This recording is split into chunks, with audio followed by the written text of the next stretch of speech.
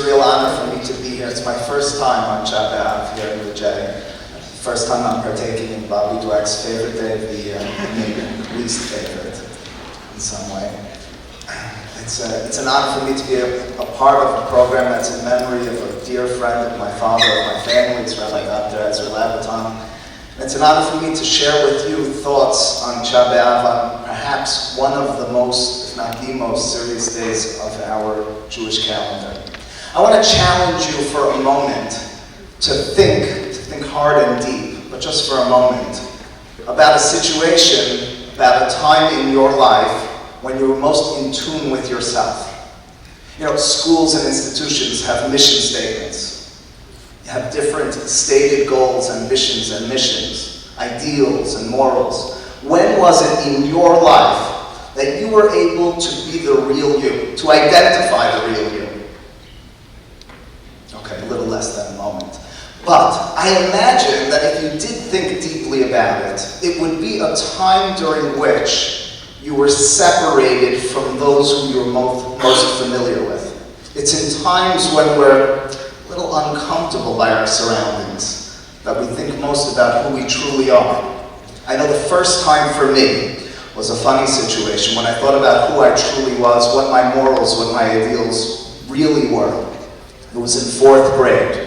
Fourth grade, I had gym class in Yeshiva of Flatbush, and the teacher, an Israeli woman, I don't know if she's not in the school any longer. It was one of the first questions I asked when I sent my children. She was not the easiest. Instead of playing basketball, we threw handkerchiefs in the air. Instead of throwing balls, we bounced balls, and so forth. And as a result, although I generally speaking was a well-behaved young man, together with my good friend, couldn't stand it any longer. We picked up basketballs in the middle of the class one day, and we began to play basketball against the rules of the teacher. The teacher, enraged, her orderly, fashioned classroom ruined, ran to the principal, who summoned us into his office and began charging us with all our wrongdoings. And in the moment, I opened my mouth and I talked back, and I kept contradicting the principal. Something, generally speaking, I didn't and hope that I don't do, but I couldn't hold myself back, and I just continuously did so until he finally stared me in the eyes and he said, "Avi, this is an opportunity for you to soul search. This is not who you are. The way you're talking to me now, this is not your personality. These are not your values, your ideals." His punishment was the greatest. His punishment was that for a month, my friend and I couldn't go to gym, which we couldn't stand. But in that month, as we spent time together hanging out, in truth, we had the opportunity, at least I did, to think about myself and to think about why I acted like that. It's over the years in many other similar, but not same context situations, when I felt different from the people around me, when I wasn't the same, when I stood out, that I was forced to soul search, to understand myself. Because it's in those moments of dissonance, when we're not the same as others, that we most identify with who we truly are. I entitled the class, Lost and Found, Discovering Yourself in Exile. Exile, being outside of your natural habitat, is perhaps the best circumstance, the greatest context for us to understand ourselves. The first time in Torah that someone was challenged to self-identify was Adam Harishon. It's as you'd expect, the first individual, as the Torah tells us about. It's Adam Harishon after being banished from his natural habitat. He's thrown out of Gan Eden, and as he's making his way in the garden, before actually speaking with God, before actually leaving, but knowing that it's shortcoming, God charges him. He asks him that famous one-word question, Vayomer lo ayeka. God turns to Adam Harishon and asks him, "Where are you?" Now the question, if taken at face value, is a silly question. God knows exactly where Adam Harishon was. And the Mefarshim point out, it can't be taken at face value, because the question is silly otherwise. God knows where Adam was. The question instead is, what brought you to this state? Why is it? How is it that you're in this situation? So again, here's Adam on his way out of the garden, and he knows that. being challenged. Adam, what brought you here? Why was it that you went against my charge? Do you understand yourself? Have you understood yourself? Are you able to identify with your ideals, with your morals, with your goals, with your ambitions? That's my question for you as you're on your way out. And the response of Adam, and this was a moment of opportunity. This was a moment where he was moving away from his comfortable environment. This was a moment during which he would find himself in the principal's office, in the crowd of people different than him, in the habitat which was not familiar to him. Adam, can you explain it? Because here's your opportunity. And he's unable to respond. Vayomer et kolecha shamati bagan, responds Adam. Va'ira, I heard your sound, says Adam, and I got scared. Because I was naked, and I realized my nakedness. Va'ehaven, as a result, I hid. He directly and completely goes away from answering the question. Instead of answering a basic but fundamental question of who you are, Adam, why are you here? He gives the peripheral, superficial response. Well, listen, I'm here because I heard you and I panicked, and as a result, I find myself in this situation. Wrong answer. Wrong answer. Here was an opportunity, Adam. Here was your chance.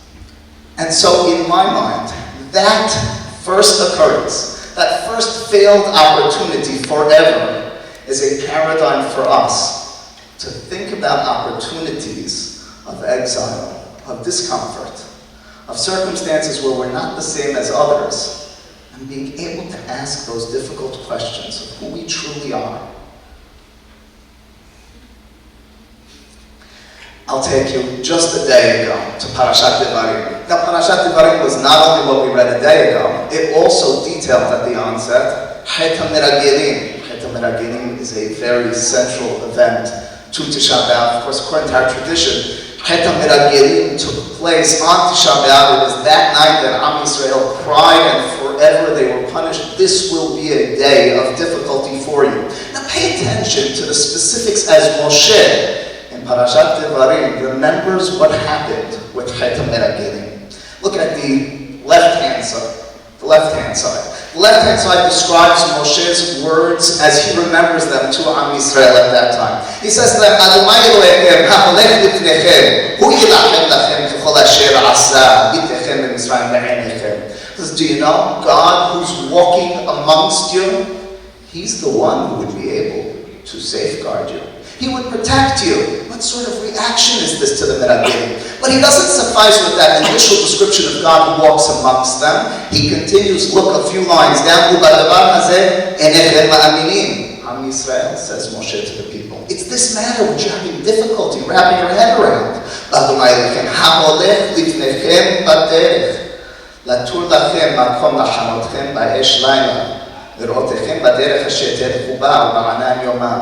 After all, this is the God who's been traveling with you.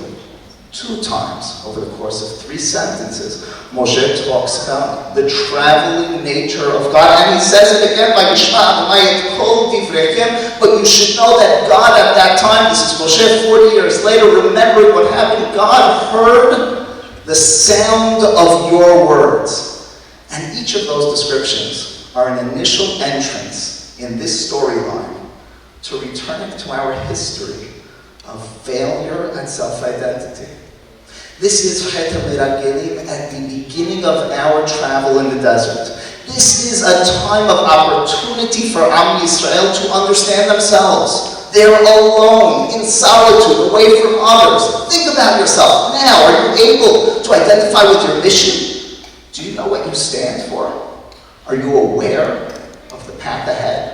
Do you know where you want to get? Do you know how you're going to get there? And Moshe, as he remembers that occurrence, begins to use words, begins to use themes that are familiar to us from that first story of failed identity. After all, in Gan Eden, on the right-hand side, it was Adam and Chava vayishme'u et kol Adonai Elohechem. Just as God heard your words at that time, so too in the past, it was God who heard it was you who heard God, mithalech bagan, who was traveling, who was walking in some way or another in the Gan. So here it is. For some reason, and we understand the thematic connection, Moshe is tapping back into the first failure at the moment of one of our greatest national failures. But it didn't stop there.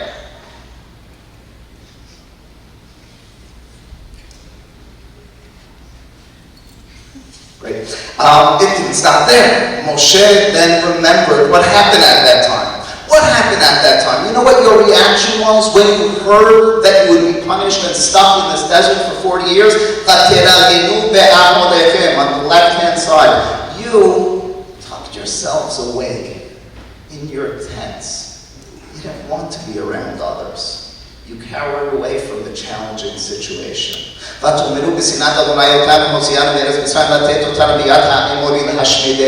You spoke to one another and you said, it's the hatred of God which brought us here.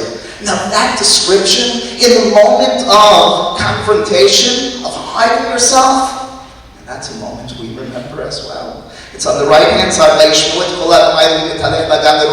words we mentioned earlier, where Am Yisrael hears God. Where Adam and Chava hear God.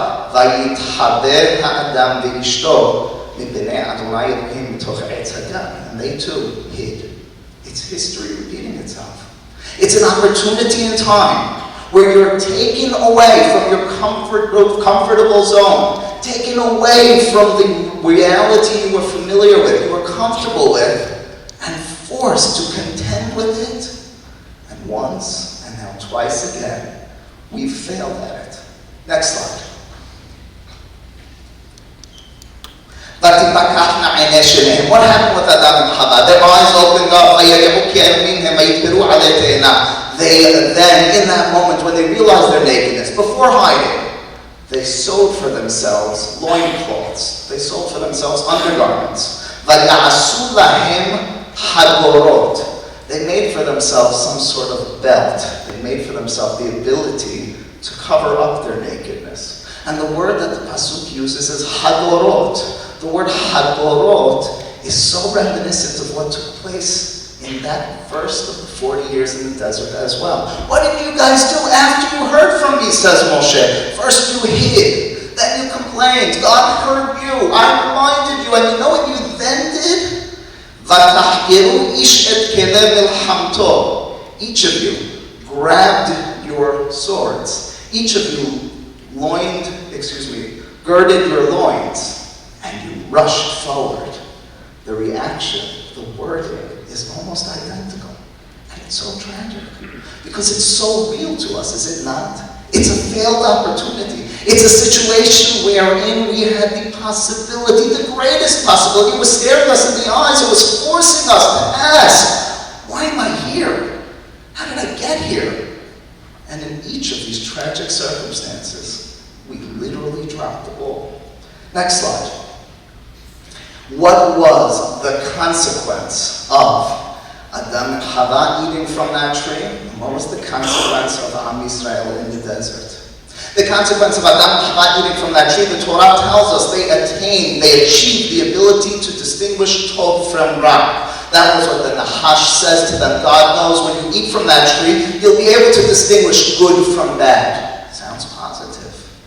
What was it that Am Yisrael in the desert, what went wrong at that time? Well, first and foremost, Moshe remembers in Parashat Devarim. He remembers, as you approached me, you talked to me, you told me that you want to send spies. When that was your plan, those scouts, Vayitav be'enai hadavar. On the left-hand side, it says, Vayitav be'enai hadavar. The matter was good in my eyes. There's the reference to that good, to his own description, to his own understanding of good. And you know what the consequence of this sin is and was, says Moshe? There will be only one group, one segment of this nation which will enter into Eretz Canaan. You want to know who that's going to be? It's your children, not you. Because your children, says Moshe, Ubnechem asher lo yade'u hayom tov v'ra hemma yavou shama. It's your children who cannot distinguish between good and bad. It's they, and only they, who will enter into Eretz Canaan. Do you understand what just happened here? Do you follow the tragic circumstance, almost counterintuitive of what took place? Am Yisrael repeated Adam and Hava. Am Yisrael returned to Gan Eden and failed in the same way. And the opportunity to redeem themselves was identical as well. They dropped it both times. Whereas Adam and Hava, with their newfound knowledge, were incapable of actually understanding themselves. So too, Am Yisrael, you became complacent. You think you understand yourself. The inability to kind of accept not knowing, to soul search, was what did us in both occasions. It reminds me of a story I once read. I read a story about a colorblind painter. It went like this. It's a true story. There was a painter who was at the top of his craft and selling expensive paintings filled with all sorts of different colors and expressions that he skillfully and artfully put down on paper and sold at high prices. He got in a car accident, and the tragic consequence of that car accident was that he became colorblinded. Now, what was he going to do going forward? Well, initially he was very depressed. Not only did he lose his ability to see colors, he could no longer dream of colors. He lost the ability to think about the existence of colors. His mind worked, his brain worked in an absolute black and white fashion. That was the trajectory of his life going forward, and he accepted it at a certain point after much soul searching, lots of depression, crying and lost sleep at night. He accepted it. It's just who he is. And as a result, he changed his craft. He began drawing instead of painting. He began painting more solemn, depressing paintings. He had pictures of sunset, which in the past he had pictures of with the colors of yellow and red and orange. Now they were black and white and gray. He went into sculpting because he could now work with his hands in a way that he wasn't thinking about the colors or that sort of expression. He was thinking about the very bare, the specific imagery that met the eye. That was his situation, and he had almost overcome it when a doctor whom he encountered told him, I think I have a solution. The solution is one way or another, we can solve your colorblindedness. It was an opportunity which he had dreamt of in the past, and here it was, staring him in the eyes. The doctor was presenting it to him, and he turned it down. And the reason he turned it down was because he had grown so used to his current, comfortable, new situation that you couldn't even conceive of that world of color any longer. That's what this reminds me of. Here were Adam and Hava. Here was Am Yisrael. They were in a state wherein, if you asked them, they had an opportunity to tell you where they went wrong, what they truly stand for. But instead, they just accepted their environment. Doesn't that remind you of our own lives? Haven't we become like that? Didn't we grow up as children espousing to growing up to people who would have our own self-identity, values and morals which we would live by? Don't we more often than not just give in to what our society, what our community tells us is best? Haven't we become like that colorblinded painter who, when presented with the opportunity of discomfort, of exile, of the opportunity to force yourself to determine, who am I? Because I'm confronted with that situation, instead just say, well, I've gotten used to who I am. Does it truth, does it actually matter? My values, my ideals, my self-identity? The truth is, this is something which has confronted us, and we've been successful at in the past. Change that. So here it is. When can we best understand ourselves? There's the description. When we don't know the difference between Tov and Ra. When we're humbled, when we're vulnerable. When we say, I don't understand myself. I need to think about myself. That's what it is when we don't know. When we don't know, when we accept that we're in that darkness of exile. When we accept that we don't understand things. It's then that we're presented with the opportunity. It's when you're in the principal's office. It's when you were in that situation where you felt uncomfortable.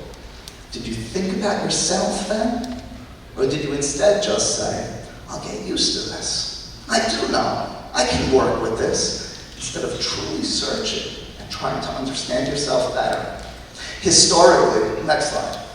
Historically, this is what we've been. We've been people who have been exiled and have taken advantage. age. With the exception of the Meragelim, with the exception of Adam and Chava, we've taken advantage of this. We have something that many people learn on a consistent basis. Many people learn a daf of it every single day. It's called Talmud Bavli. It's the Babylonian Talmud. Why from Bavel? Why did our best corpus of knowledge, our greatest understanding of Torah, come forth from a place outside of Israel? There is, after all, a Talmud Yerushalmi as well. Why is it from Bavel? Now, the Gemara, in its own way, contends with that issue, deals with that issue. The Gemara says, what is Bavel? Answers the Gemara. The word Bavel is in some way talking about a mixture. A mixture of what? A mixture of Mikra, of Mishnah, of Talmud, of Pesukim, of Mishnayot, of statements from the Gemara. That sounds like confusion. That sounds like being surrounded by things you don't understand. If anyone has ever learned Talmud, and I'm sure most, if not all of you have, haven't you felt that way, confused? Isn't that what Talmud is about?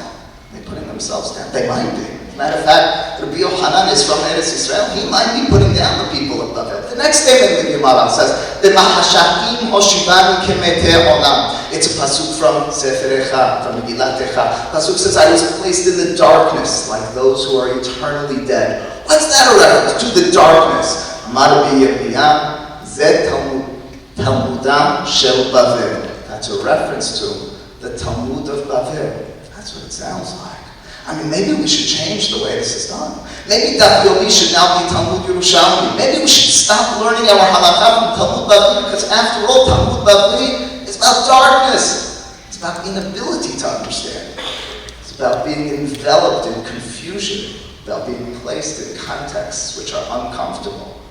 And yet, history would have it. We all know it. Our greatest understandings, our way of life is fashioned, is formed by none other than Talmud Bavli. And it's, next slide. And it's Netziva Volozhin who says it best with his example at the end from the Midrash.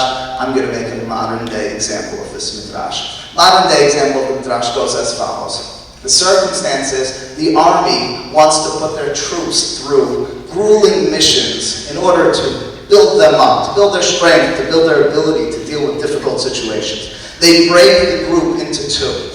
One group, at the middle of the night, is put in the maze area. They have to make their way from one end of it to the other. They're given flashlights. It's not simple to get through, but they get through it somewhat quickly.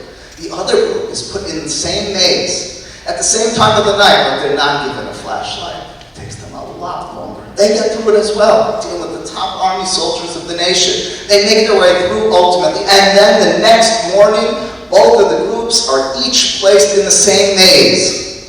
The ones who had the flashlight the night before had difficulty getting through. The ones who had the flashlight the night before became so familiar with it. Became so familiar with the easiness of this maze, they didn't stop to think about where they were. The question of Ayeka never rose to their minds. The question of where am I going, where am I coming from, was never significant to them, because they comfortably were walking through this maze. The ones who were placed in the darkness, in that same maze, are the ones who had the easier way through it the next day. That is galut. That's exile. That's the opportunity which we're presented with, which we consistently ignore. That's the opportunity which classically, which historically, we've had successful circumstances at passing through exile, at finding ourselves better because we felt uncomfortable, of understanding of ourselves, of self-identifying. It's as we become more and more comfortable, unfortunately though. It's in circumstances where we describe ourselves as Yodei Tovara, where we believe and we truly say to ourselves, we know best, that we stop soul searching. Says Netziv, the Gemara is talking not about the terrible circumstances of Bavel, but of the opportunity inherent in Bavel. Bavel was and is representative of Galut, the darkness of Galut. But shine just a little light in that darkness, and you can understand yourself better than in a room filled with light. Next slide. This is something which did not begin in Bavel, nor did it begin with the Meragelim. Of course, it began with Adam and Hava, but we experienced it, if you're sensitive to the description of Yetziat Mitzrayim, in Egypt as well. Think about the last 3 Makot. Now, this is the time period during which we find ourselves as a nation. When we leave Egypt, that's when we identify as Am Yisrael. What are the last 3 Makot about? What's the common denominator of the last 3 plagues in Egypt? Well, of course, it's Arbe, Hoshech, and Makat Bechorot. Listen to the description of the Torah of Arbe, the first one of those last 3. First one of those last 3, I'd imagine if I asked you, what describes Arbe, you'd say the ground was ravaged. There was locust everywhere. Look at the way Moshe describes it. Moshe describes it as Bechisa et ein haaretz, v'lo yuchal lirot et haaretz. Arbe would blacken the ground.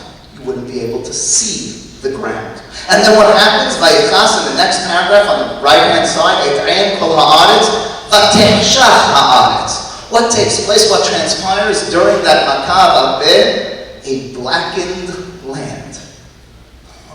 Well, Arbe was not only about ravaging the ground, it had already been ravaged in truth. Arbe was about the darkness of the ground.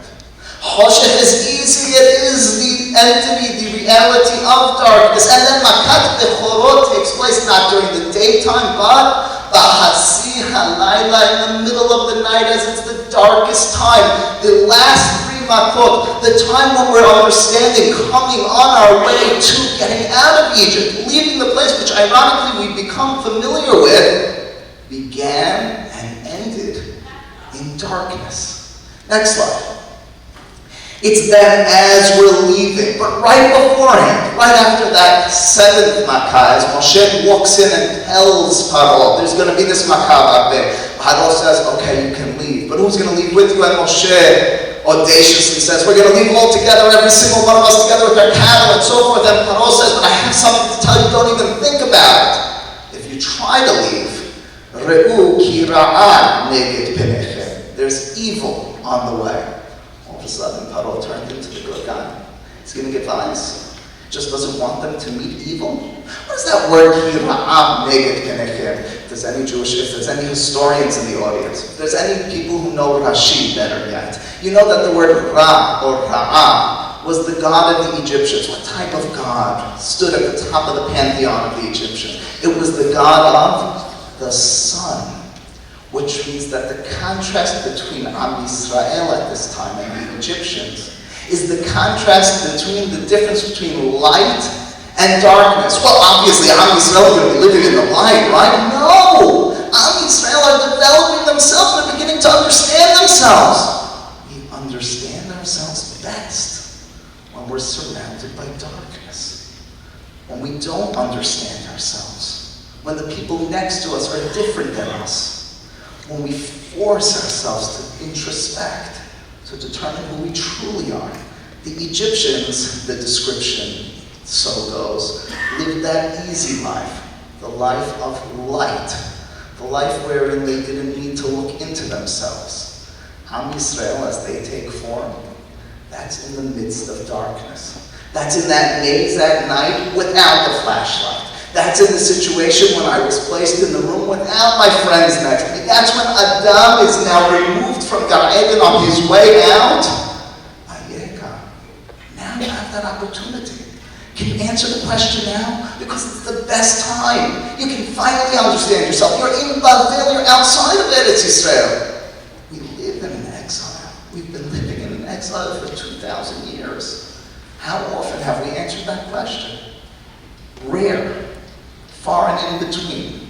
On occasion.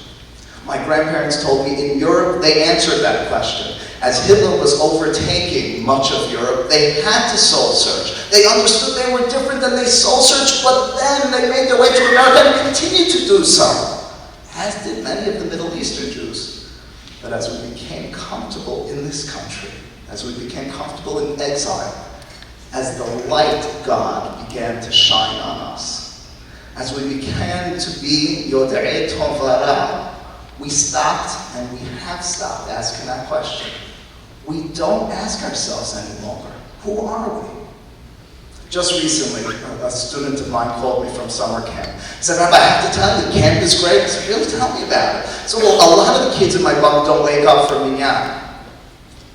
Okay, that's what makes it great. This is something you don't understand. I'm so invigorated. I never stood up on time to minyan in school, but now I'm looking around and everyone else is sleeping in the morning. I'm the one out. And he said, on Shabbat afternoon, when everyone is sleeping or doing whatever, I'm the one who wanted to do something relevant to Shabbat. And if I was in New Jersey, I wouldn't be doing so. He said, I've seen, not his words, my words, through the darkness who I truly am. I'm surrounded by people different than me, and I've been forced to think about who I am myself. And it's great that it happened. He told me this just a few days ago. It's perfect for this lesson. It's exactly the point. That description of Echa, the understanding of Galut being darkness, but darkness lending us the opportunity to shine a light and truly understand ourselves. Next slide. Well, it wasn't just in Egypt. It's as we left Egypt as well. As we're leaving Egypt and crossing Yam Suf, there's a strange and hard to understand pasuk. The pasuk describes how Malach HaElohim, who was walking in front of the camp of Am Yisrael, goes behind them. Vayavo ben Machaneh Yisrael on the right-hand side, and ben Machaneh Yisrael. Vayhi, this angel of sorts, is behind us. Vayhi he'anat be'ha'choshech. And so we have to now imagine some sort of enveloping darkness, as the pasuk says. Vaya'ir et halayla.